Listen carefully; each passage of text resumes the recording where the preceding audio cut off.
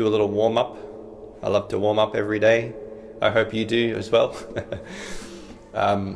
Really important tools before I get started is a phone and a bit of sandpaper. So the sandpaper is used for your nails, for your fingernails, right? So I polish them before I play. Really important to give them a little polish before you play. Any little rough spots can affect your tone for the worst. So, and I like to do a little rubbing test on the string. I'll just rub the nails on the first string there. Listen to that. Listen to that. It's not good. Not good. All right. So we just rub. I've got my kids today. I'm kind of like watching them for the day, so they might pop into the video at some point. So just to let you know. All right, so I'm getting that little rough spot there. Sounds a little better. See how oh, it's still a bit rough. It's a little bit better though. Yeah, I'm recording. Huh? Can you get what ball? A bowl? Ball for what? You'll see. Get a ball, sure. Is the dishwasher clean? Yeah, it might be hot though. That's okay.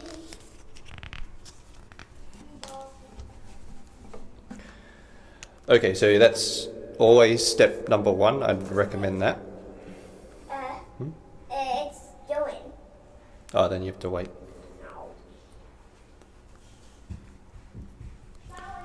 So step number 2 in your warm-up is you want to set a timer. I just use the timer app on my phone.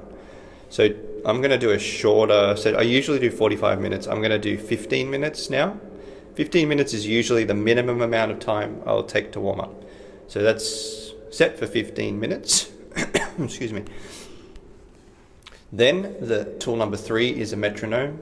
So if you have your metronome, if you have your timer on and your metronome in front of you when you're practicing, you're much more likely to use it. So that's ready to go. So ready to practice now. So something you want to avoid is just picking up your guitar and starting to play, because it's important that you set up a few little, set up some good habits before you start playing. Get your nails nice and smooth, so your tone will be nice when you play. Set up a timer so that you don't get distracted, because it's really easy to get distracted, and then you know how much time you've devoted to practice and your time is precious. And then have your metronome ready so that you're using your metronome. The number of times I ask people, have you used your metronome this week? Many times most of the times is a no. So today I'm going to do a little left hand workout, focusing on left hand finger independence particularly. So I'm going to start with this exercise where you fix each finger onto the string. You fix one finger onto the 3rd string. So I'm starting on the 5th fret of the 3rd string. And then with the remaining fingers, 4, 3, 2, I'm going to play across all of the strings except the 3rd string, because my 1st finger is on that string. Okay, and I'm going to use the metronome. So I'll put the metronome. This metronome is called Soundbrenner, and it's free. And one of the features that I like about it's got a tap function, so you can tap the tempo that you like, and it will detect the tempo. So that was 60, right on 60. All right, so here we go. So I'm going to do that exercise, fixing 1 on the 3rd string, 5th fret, and going down 6, 5, 4, 2, 1, 2, 4, 5, 6, and then down a fret. And I'll just keep repeating that.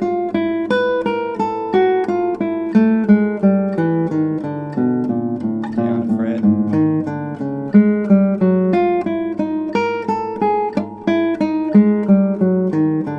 Focusing on minimal movement, relaxing.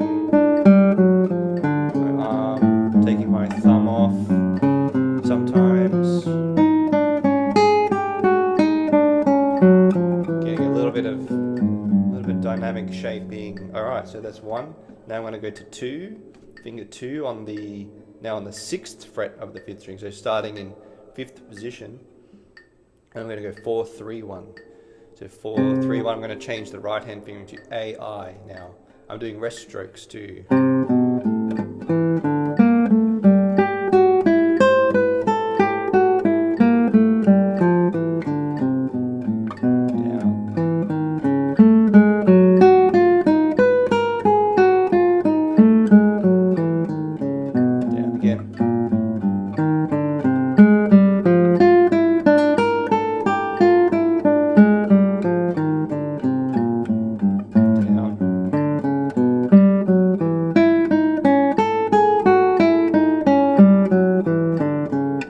Something I'm also focusing on is the horizontal movement of my hand and arm as I play up towards the 1st string. I want to bring my hand and arm up that way and then down this way. So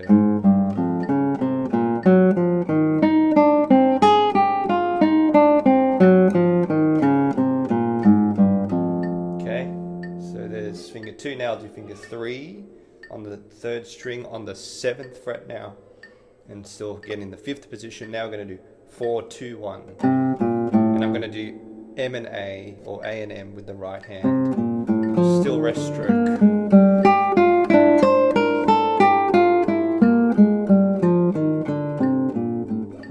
Down to 4th position.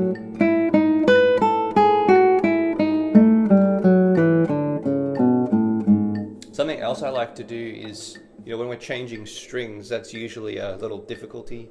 So what I've tried to do is prepare. So I'll try to prepare both the left and the right hands as they move across, meaning the right hand finger and the left hand finger that will be used on the next string when I'm changing strings, they will be ready to go. That's something I'm focusing on. So see that jump from there? Here, jump, prepare, jump. Oops, that was too much. I'm talking as well, so it makes it harder. Up, jump, jump. Okay, cool. Now fixing the 4th finger on the 8th fret, still 5th position again. 3, 2, 1 now. Then I'll go back to I and M.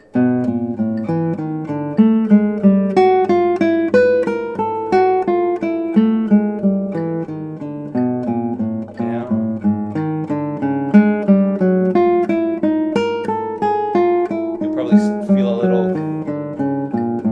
You'll feel a little bit sort of like cramped when you get to the 1st string there. So I might raise this mic a little bit, raise that a bit. Yeah, so you might feel a little bit cramped up when you get to the 1st string. So that's where it's really important to have that movement of the arm and the hand there to allow free movement on those top strings. Now I'll go to the 3rd.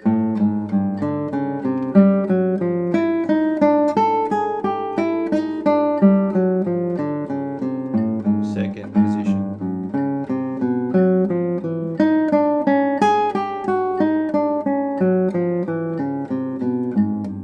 1st.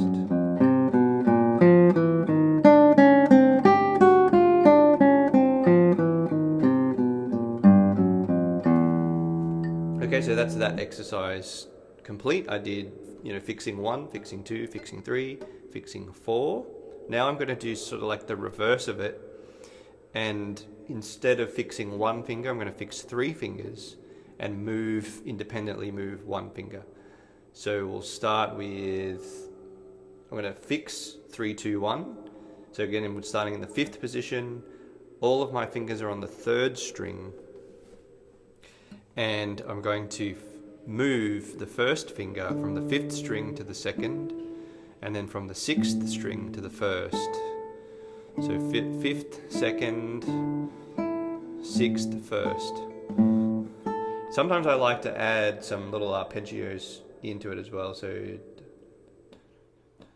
about 80 there. No, I want to do like, it's not the most beautiful sounding exercise, but okay, so we're fixing the fingers 2 and 3.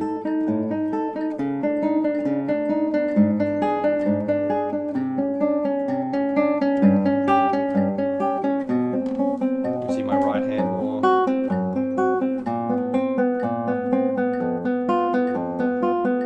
And I'm doing a little bit of preparation with the right hand.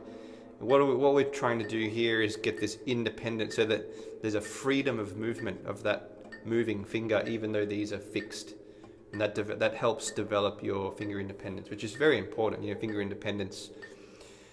If you play and your fingers are codependent, meaning like one finger moves and other fingers move as well, it's very hard to control your hands and your fingers. So that was fixing 2, 3, and 4 and moving 1. So now I'm going to move 2, meaning fix 1, 3, and 4. So on the third strings here again, on the third string here in the 5th position. So 2.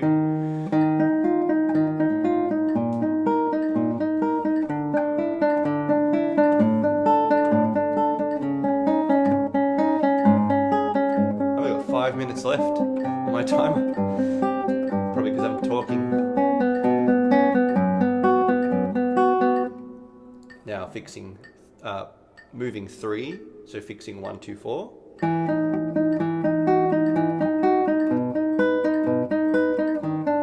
It's free movement.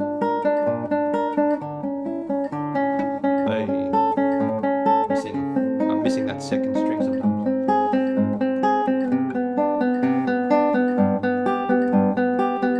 Okay, and then fixing 1, 2, 3, moving 4. Notice my arm movement.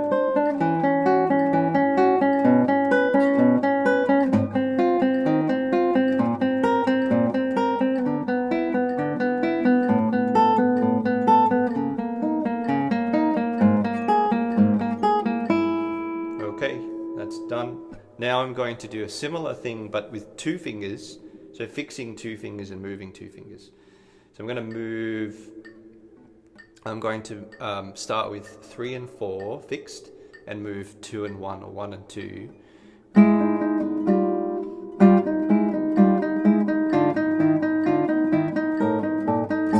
In contrary motion like that too. So 1 is on the, let me clarify this very quick, I only have like 3 minutes left. So 1 is on the 4th string, 2 is on the 2nd string. It's still 1 string for 1 finger per fret in the 5th position, and then they swap. See that? So they start like that, and then they swap. I think these exercises are in Pumping Nylon. They're also in Carlavaro's Didactic Series for the Guitar, Book 4. Okay, so I'm doing that, strings 4 and 2, and then 5 and 2, and then 6 and 1. Back to 4 and 2. I might do it like that. Da, da, da, da, da, da. You have to tap it 3 times. Okay, is that? That's not right. D, da, da, da, da, da, da. What's that tempo? That is 48. Okay. And then down. And then down. There's a little bit of arm movement there, down again. And I'll be done in 2 minutes.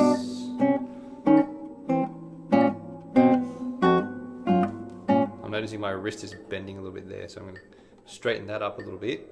I should have mentioned a final tool you should have is some kind of mirror or like camera or device or something so you can see yourself.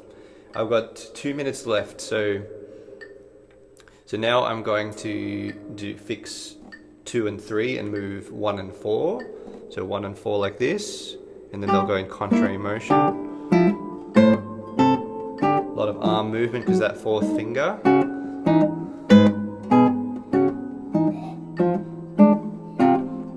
What's this, like a...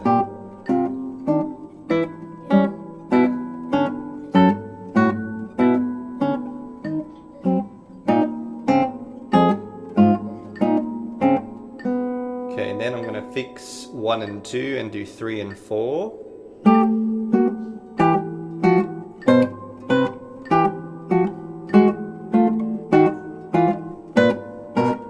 Tricky.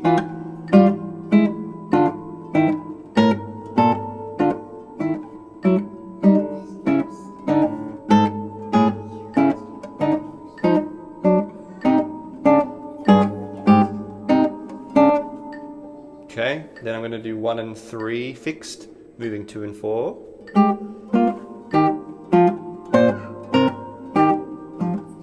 Down.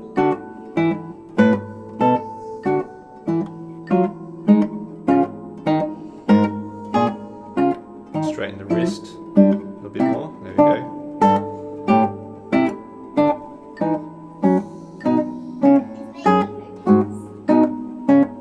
And then fixing 2 and 4, moving 1 and 3. My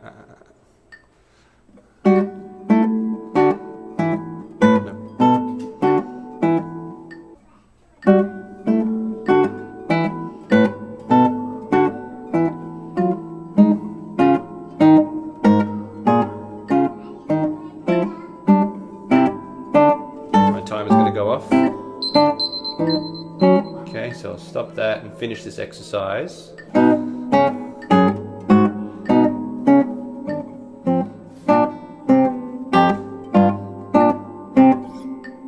Done. There we go. There's a little left hand warm up for finger independence.